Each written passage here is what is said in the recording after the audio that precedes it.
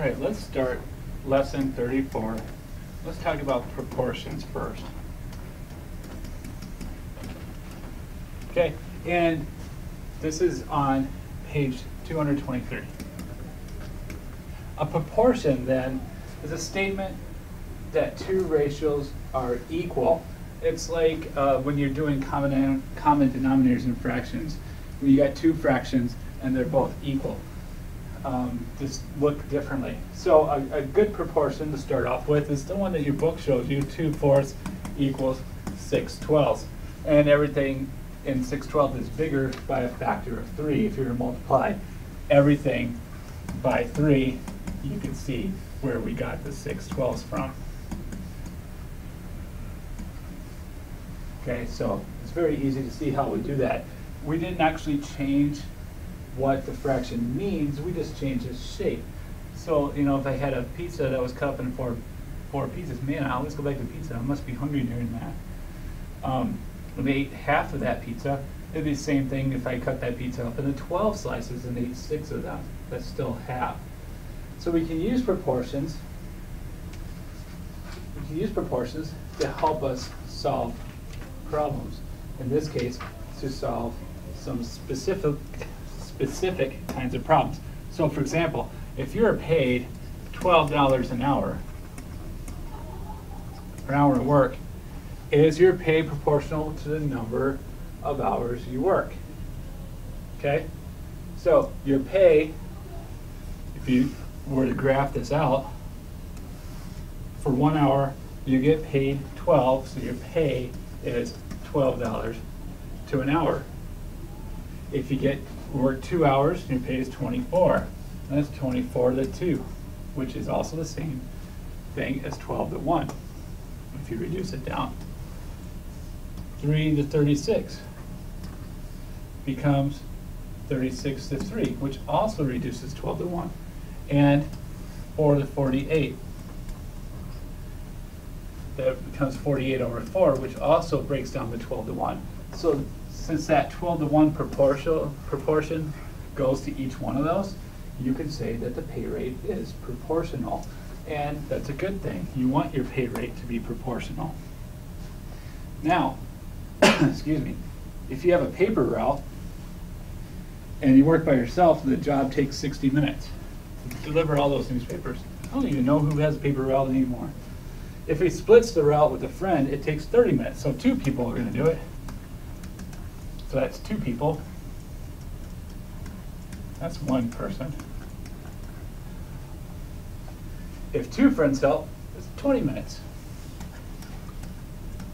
Now we got 3 peeps. Is the amount of time it takes to complete a paper route proportional to the amount of people working? So you start off with 1 person working. It takes 60 minutes. That gives us a fraction of 60 over 1, time to workers. Okay? 2 people, 30 minutes, 30 to 2, which equals 15 to 1. And 3 to 20, 20 over 3, which does not reduce.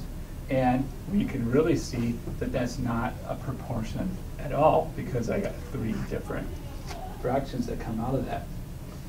Okay, so we can use proportions to help us solve problems. Okay, so here's a proportion. 24 over m equals 8/5. Our m is a variable that represents the missing number in the proportion. I don't know what that m is. And you know what? Let me rewrite this problem to make this a little neater. Sometimes I get a little sloppy when I'm talking. It's hard to write and talk, believe it or not. Okay, since if this is a proportion, if these are actually equal, then there's a relationship between the two. And I can establish that relationship by cross-multiplying or multiplying diagonally. So to establish my relationship, I am going to actually multiply across the spectrum. So to figure out that proportion, sorry, I had another interruption.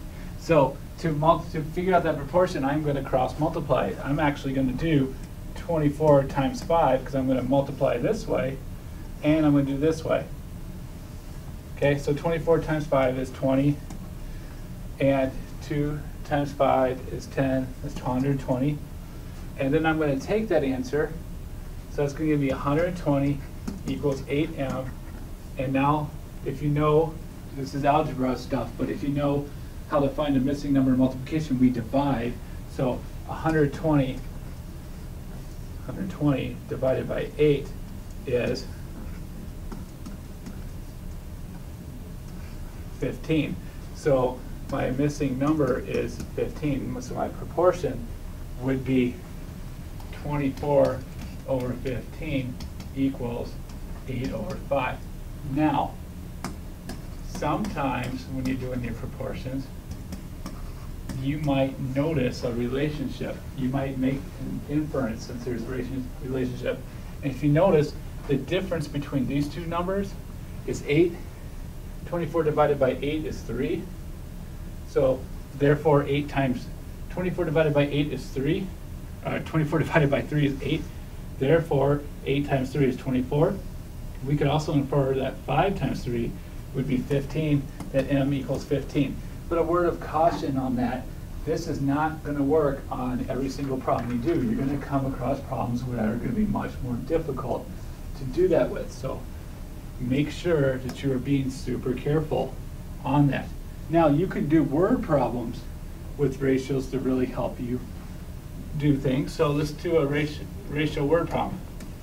So the ratio of boys to girls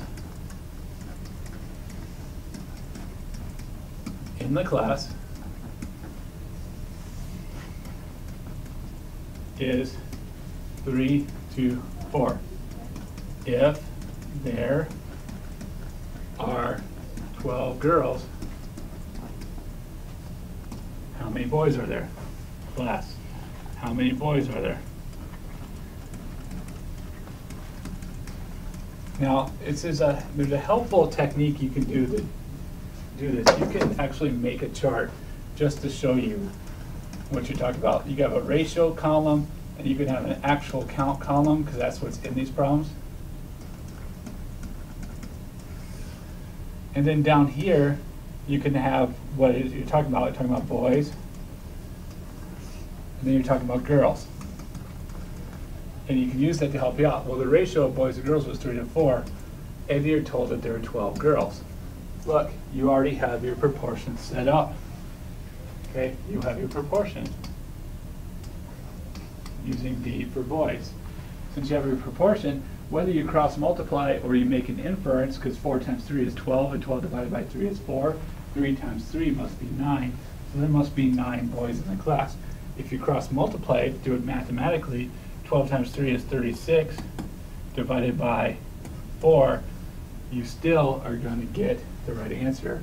That 9 is there. Now, this is the way that eventually you're going to always be doing these problems, but for now, they'll probably be easy enough for you just to make that inference.